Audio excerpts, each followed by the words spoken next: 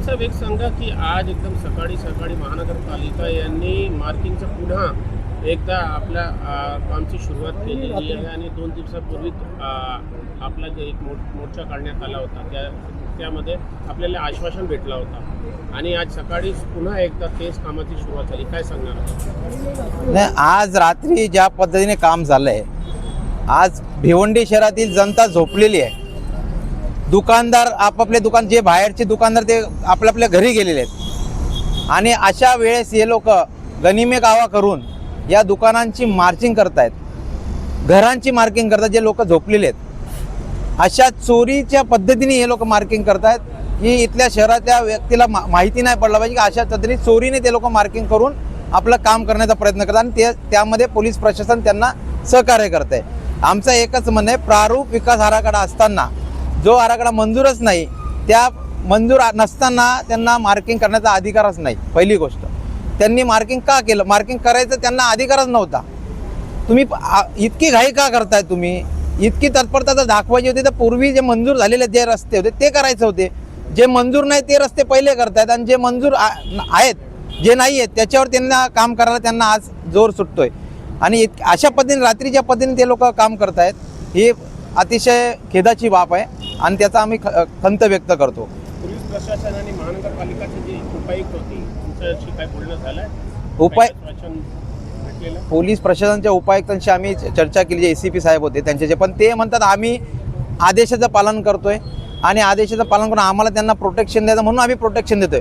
पण त्यांचं एक कर्तव्य होतं की जनतेला तुम्हाला प्रश्न जेव्हा जनता विचारते त्यांना तुम्ही समोरचा व्यक्ती कायदेशीर काम करतो का नाही करतोय, तो जर चोरी करतोय आणि त्याला तुम्ही साथ देत असाल तर ही पण चोरीच आहे ना. चोरीला साथ देणंच एक जनतेची कुठेतरी दिशाभूल होते या सगळ्या, आणि ते पूर्णपणे दिशाभूल करून हे काम करत आहेत. पोलीस प्रशासनाशी देखील याचं दिशाभूल झालेली आहे.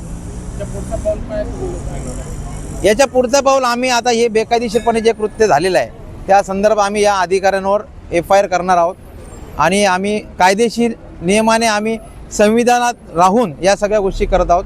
आम्हाला त्यांच्यावर FIR करा किंवा चौकशी लावून त्याच्यावर FIR तुम्ही करा. अधिकाऱ्यांना आम्ही विनंती करणार आहोत की चौकशी करून त्यांच्यावर FIR झाली पाहिजे. कल्याण वाहतूक विभागातील वालदुनी ब्रिज या ठिकाणी सदर ब्रिजचे काम होणार आहे. त्या कामानिमित्त माननीय DCP सर, वाहतूक विभाग ठाणे शहर यांनी आदेश काढलेले आहेत. 20 डिसेंबर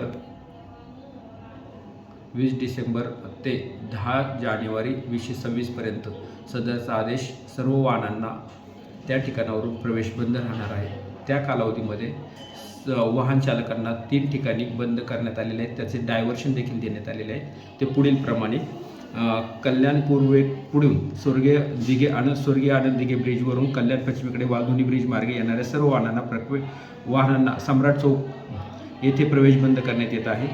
सदरच्या वाहनांना पर्यायी मार्ग, सदरची वाहने सम्राट चौक येथे उजवीकडे वळण घेऊन शांतीनगर उल्हासनगर मार्गे इच्छितस्थळी जातील. दुसरा प्रवेश मार्ग बंद आहे. उल्हासनगर शहरातून सम्राट चौक वालधुनी ब्रिजवरून कल्याण पश्चिमेकडे येणाऱ्या सर्व प्रकारच्या वाहनांना सम्राट चौक येथे प्रवेश बंद करण्यात आलेला आहे. सदरची वाहने सम्राट चौक येथे डावीकडे वळण घेऊन स्वर्गीय आनंद दिघे ब्रिजवरून इच्छितस्थळी जातील. तिसरा आहे कल्याण पश्चिम वालधुनी ब्रिजवरून सम्राट चौक उल्हासनगर व स्वर्गीय आनंद दिघे ब्रिजवरून कल्याण पूर्वेकडे जाणाऱ्या सर्व वाहनांना सुभाष चौक येथे प्रवेश बंद करण्यात आलेला आहे. पर्याय मार्ग सदरची वाहने सुभाष चौक येथून सरळ कनेक्ट रोडने प्रेम ऑटो मार्गे उजवीकडे वळण घेऊन शाड ब्रिज मार्गे इच्छितस्थळी जातील.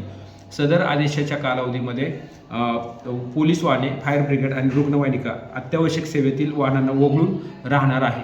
सदर ब्रिजचे काम करत असताना सर्व वाहन चालकांना व पादचाऱ्यांना विनंती करण्यात येते की सदर कालावधीमध्ये आपण पर्यायी मार्गाचा वापर करावा व कामात सहकार्य करावं, ही सर्वांना आव्हान करण्यात येत आहे.